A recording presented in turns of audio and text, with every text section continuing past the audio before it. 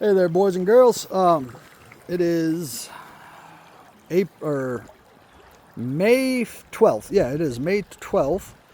Or actually, it's May 13th. Yeah, it is May 13th. We are out on Augusta Creek. Trout numbers have been declining here. I don't know what's been going on. The fishery is not what it used to be. Some of our favorite creeks, like Springbrook and Kalamazoo, which is a navigable trout stream, period.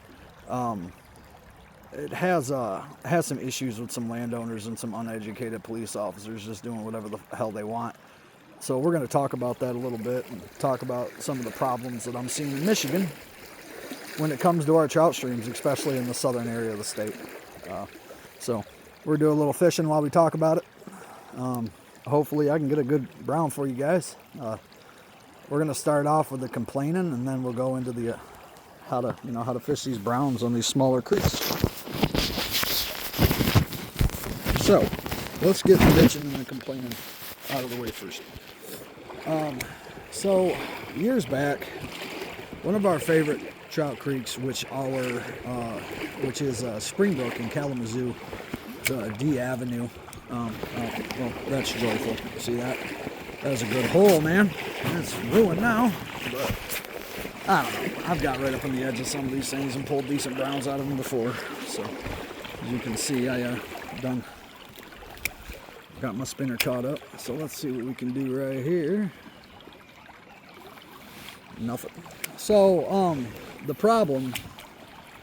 main problem, besides stocking, they're just not stocking enough in certain creeks like here in Augusta. The main problem is landowners. If you're a landowner in Michigan, you own land on the side of a brown trout stream. If your river or creek contains brown trout, the odds are it is not private. Whether you like it or fucking not, it is not private. These trout are not native to this state. They are not going to be using our tax dollars to stock your private creek. It's not the way it works. So if you have browns in a creek, chances are it is a navigable waterway. There's a very, very slim chance, unless you're personally paying for those browns to be stocked in whatever creek you're in, it's a very, very, very, very, very small chance that your creek is actually non-navigable. There's only a handful of non-navigable waterways in Michigan because they do have to be deemed such in the court. They do. You can't just go, oh, my creek's non-navigable. No, you have to get that deemed in the court non-navigable.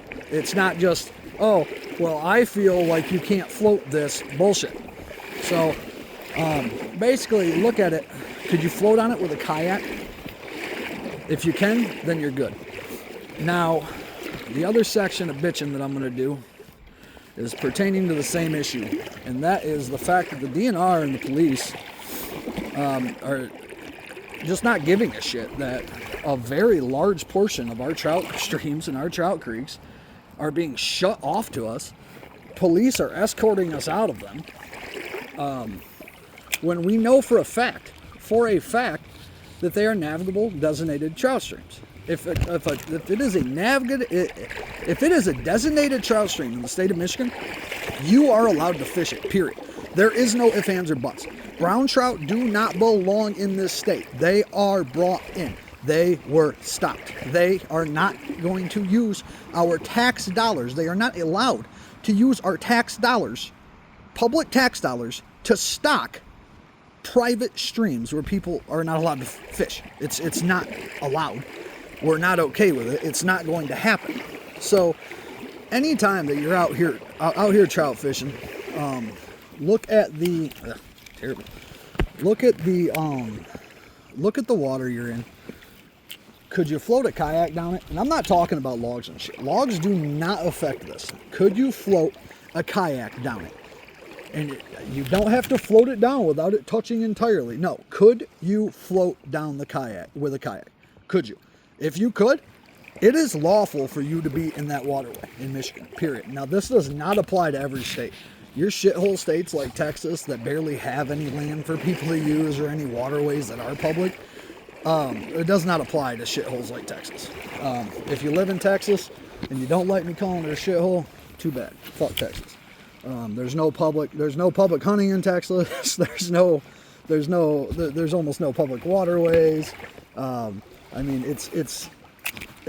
the only reason the state's even good for hunting is because they shipped in an insanely large amount of random ass fucking animals like the axis deer and whatever other random African or Indian equestrian they decided to bring in. I probably butchered that and didn't say any of it right, but you get my drift.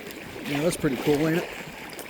Nice big root wall, making you a nice little homemade hunting blind. Look at that. Can't hunt back here because that is not allowed. Yeah, that is definitely not allowed. When it comes to hunting, the landowner has the rights. So that's just point blank in Michigan. So now that I'll tell you a quick story, and then we'll get on to the actual fishing and not the complaining. So a couple years back, me and my daughter were fishing Springbrook. This is some years back. She was about 7 when this happened. She's 12 now, so about 4 years. Or 5 years, actually, damn. We were out on Springbrook. We entered on D Avenue, which is one of the areas that the DNR actually recommend for access, providing a bridge access over D. And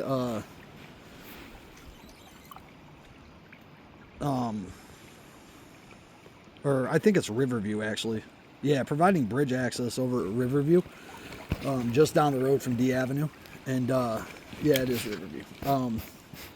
Anyway, so me and my daughter are out there, and we come across a fence straight across the water.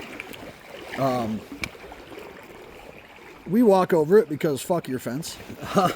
It's a navigable trout stream again. Not playing these games with these landowners. So we just walk over it, and lo and behold, here comes Captain I used to be a cop coming out with his handgun to cause trouble and kick us off of a designated trout stream in Michigan. Again, it is Springbrook. If you enter the water, we haven't been there in a few years because I hate to say it, but I kind of let him win. Even though he was very wrong, still to this day is very wrong. The arrogant asshole cop that kicked us out was very wrong. And the fact is that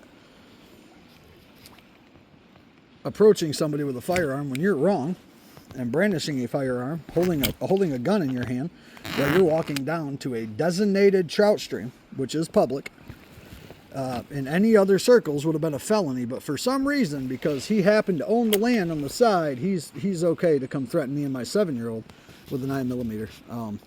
So did he really point it at us or threaten us? No, he just had it in his hand. But regardless, he is extorting us at that point. We are allowed to be on the creek. He's mad about that. He is forcing us off with a pistol in his hand. So we call the DNR. DNR comes out. He goes down to have a word with him, and he shuts the door in the DNR officer's face. The DNR officer comes out, looks at me, and I'm dead ass here, says, "Can you please just fish somewhere else?" No, we shouldn't have to fish somewhere else, and this is my problem with the DNR. In our state, you are not there to enforce the fucking whim of bitchy landowners. That is not why we pay you. That is not what you are here to protect our ecosystems, our natural habitats, and the rights of our anglers and hunters. So when you look at me and say, "Can't you just fish somewhere else?" what you're really saying is, hey, I don't want to do my job and enforce the law because this guy owns a little bit of land and you don't. And that's all I fucking hear. So, me and my buddy, after a couple of years, we did try one more time. I figured, well, the DNR's come down. They've talked to him. Well, we get out. We're having a good day. We got a stringer. I'm one shy of a limit. We come to the gate. We cross the fence again, the illegally placed fence again, and lo and behold, it's his wife. Very upset, very angry. So I matched her energy. I caught my last brown right there in front of her. She said, let that fish go. I ripped its gills, put it on my stringer, and progressed to argue with her, in which I told her I'm not leaving, call the cops. Go ahead. So she does. We wait. And the officer that shows up says to me and my little cousin, why do you think people buy property like this? It's so they can be out and about and not have people around them. Well, then I guess you shouldn't have bought property on a designated trout stream, huh? And that's just that. I mean, it is what it is. It is a designated trout stream. It is open to the public. If I am wading it, I am legal. As a matter of fact, if there's a deep hole, I'm allowed to get out, go the fuck around on your property if I want. Those are called portage laws, and it's the law. So, I just wanted to take that time to express what I think is the biggest problem in our trout fishing here in southern Michigan, and that's we have this issue on Campbell Creek too, right over by they call it Whiskey Run, right over by the Wolf Lake Fish Hatchery. It's a decent little creek that gets a good little salmon and steelhead run. You need to check the laws if you're going to go out there for salmon and steelhead, because it does close during a certain time. During a certain time of the year, it is shut down. I believe it's either shut for salmon or steelhead. It's open for one of them. It's open for either salmon or steelhead for part of the year. I know that. So you definitely got to check it out. Don't just go trucking out there without knowing the rules on that one, because I don't want you guys to get in trouble. But yeah, us as fishermen, we got to stop letting them get away with it. We're gonna have to start. Calling the DNR about it a lot more often, and really pressing the issue. If they take you to jail, try to sue them. I mean, try. When the case gets dismissed, go back out. Let them know they're not going to win. We only have some. Oh, there's a little brown there. Okay, so there are some browns left in this creek. This is actually starting to look pretty good up here. So I'm going to go ahead and switch it from bitching mode to fishing mode. All right.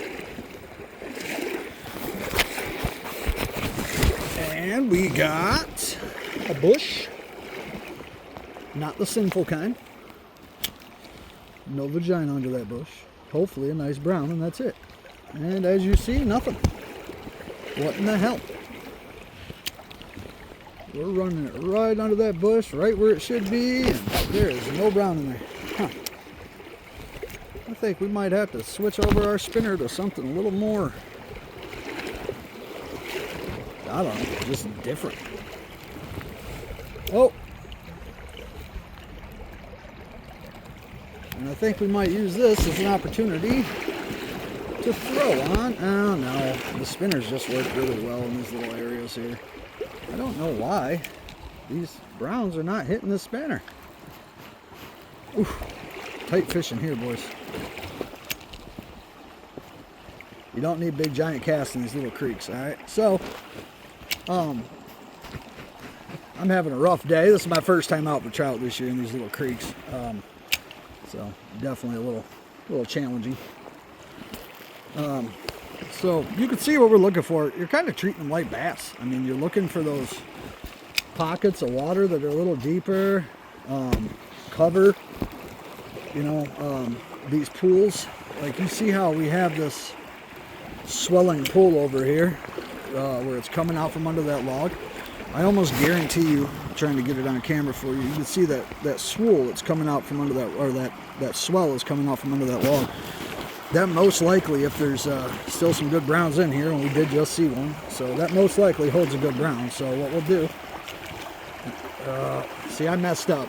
One thing that you got to remember about browns, the main thing that they are hiding from are the birds. When it comes to trout, the number one predator for them are birds. So if you're moving trees right above the hole you're trying to fish, it is not a good thing. It is a very bad thing. You are going to scare browns, brookies and browns. So, 90% of what's eating them is coming from the air. So when the tree gets moved, they're like, oh hell no. And they will get the fuck out of Dodge. You will see sometimes, you will see the little black shadows just absolutely take off from inside of those areas. So what we have here on the other side is a little bit of a pool where the slowed down water is kind of gathering. And that's another spot that's really good to try. It is a tough fishery. It's actually easier to fish those little pools from the opposite way. One of my favorite things to do is just to take a couple split shots or a crawler harness, which we will be selling next year on our website. However we end up selling our baits, we will be selling them next year. Basically, we'll be making modified crawler harnesses. They're kind of like a rooster tail, but they will have no steel on them. It'll just be a small piece of fluorocarbon line with a spinner blade connected to a snap swivel with one hook on the back, and that hook will have a bait holder on it that we will wire onto it that will help to hold your half a night crawler that you stick on there. And that night crawler is what's going to make the difference between finicky trout taking that spinner and not taking that spinner. It is my all-time favorite brook trout bait. My personal best was caught on a rooster tail, actually, not that. But for consistently catching food fish, fish for food, I don't recommend catch and release trout fishing with live bait in any way. They eat it too much. It gets into their into their gills, and it kills them. Their trout are, and I'm not bashing on catch and release fishermen, but trout really just aren't the best choice for catch and release in general. I mean, do your thing. You can safely release them, but there are better options for catch and release fishing than brown trout and brook trout, just because of the mortality rate when it comes to letting it go. And again, it's not crazy bad. It's definitely higher than your warm water species. There's no question about it. That being said, if I catch a giant, usually I'll let it go. As long as I got my tape and everything I need to get my master, I'll let it go. If I don't have what I need on me to get my master anywhere else, sometimes I'll keep them. I consider a giant brown, a really nice creek brown like this is pretty much anything over 20, 21 inches.